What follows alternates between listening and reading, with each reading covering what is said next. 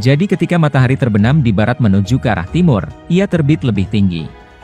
Lokasi ini disebut Matlaq Asyams, atau matahari terbit, dan merupakan tempat yang sama, di mana Richard Byrd memulai perjalanannya. Dia menyebutkan dalam salah satu wawancara, kalau dia menemukan daratan di belakang Antartika dari Amerika Tengah.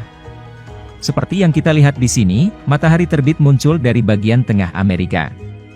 Dan jika kita menarik garis lurus dari Amerika Serikat ke Antartika, kita menemukan daratan yang mereka temukan di belakang Antartika, ada di daerah yang dilingkari ini.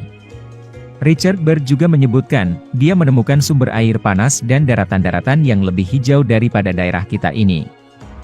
Jadi yang kita pertanyakan, bagaimana mungkin ada daratan-daratan yang lebih hijau jauh dari matahari yang terletak di belakang Antartika? Jawaban untuk ini, adalah pada yang Allah firmankan dalam Al-Quran Al-Kahfi 90.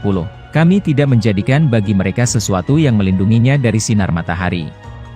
Itu berarti, matahari tidak pernah terbenam di wilayah ini, atau bisa berarti, waktu malam hari yang begitu singkat. Karena alasan itulah, daratan-daratan tersebut memiliki sumber air, dengan tanah-tanah yang lebih hijau. Pertanyaan sebenarnya adalah, bagaimana mungkin matahari tidak terbenam di lokasi ini ketika kita berada di ujung bumi? Mari kita bedah lagi. Beberapa orang telah lebih jauh menerjemahkan ayat tidak kami buatkan suatu pelindung bagi mereka, untuk mengatakan bahwa mereka nudis. Dengan kata lain, mereka setengah berpakaian.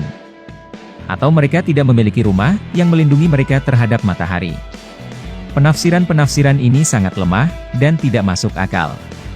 Karena Allah berfirman, tidak kami buatkan suatu pelindung bagi mereka. Kita garis bawahi diksi lahum atau mereka.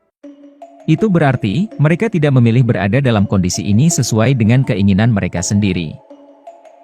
Berarti juga, bahwa mereka setengah berpakaian atau tunawisma, tentu menjadi pilihan mereka. Tentang hal itu Allah berfirman, tidak kami buatkan suatu pelindung bagi mereka, yang berarti, Allah lah yang telah mentakdirkannya. Oleh karena itu, ini adalah fenomena alami matahari yang tidak terbenam di wilayah tersebut. Dari titik inilah, sesuai dengan pernyataannya, Richard Byrd mengakhiri perjalanannya. Namun, Dzulkarnain bahkan melangkah lebih jauh. Kemudian, ia sampai ke bagian-bagian bumi yang paling jauh yang terdekat dengan kita, yaitu Gunung Qaf. Di sana, ia menemukan sebuah pintu masuk di antara Gunung Qaf, yang memisahkan kita dari bumi pertama ke Gunung Qaf itu beredar di seluruh bumi yang datar. Dan tampaknya, pintu masuk di antara dua gunung ini, adalah satu-satunya pintu masuk antara bumi kita dan bumi yang berikutnya. Digambarkan bahwa, kedua gunung itu dihalangi oleh sebuah tembok. Apa yang menghalangi? Inilah penghalang bumi pertama dan bumi kedua, yaitu sebuah tembok di antara laut beku bumi pertama dan laut bumi kedua. Allah berfirman dalam Al-Kahfi 93, hingga ketika dia sampai di antara dua buah gunung, dia mendapati di sekitaran kedua gunung itu suatu kaum, yang mereka hampir tidak memahami pembicaraannya. Di wilayah yang dilingkari inilah, Dzulkarnain menemukan bangsa yang tidak memahami atau mengucapkan ucapan manusia. Mereka tampaknya menjadi masyarakat yang jauh dari beradab, yang hidup di ujung bagian terjauh bumi. Mereka tidak belajar bahasa, seperti bahasa yang kita gunakan. Jadi, cara mereka berkomunikasi adalah dengan isyarat-isyarat dan teriakan. Dzulkarnain memahami bahwa ia harus membangun tembok yang kuat di wilayah ini, karena mereka perusak-perusak yang ekstrim di negeri itu. Perusak-perusak seperti pembunuhan, pemerkosaan, kanibalisme, dan sebagainya. Nah, negeri Ya'juj wa Ma'juj terletak di bumi kedua, yang jauh lebih besar dari bumi kita, dan jumlahnya lebih banyak dari kita. Allah berfirman dalam Al-Anbiya 96, hingga apabila dibukakan Ya'juj wa Ma'juj, dan mereka turun dengan cepat dari seluruh tempat yang tinggi.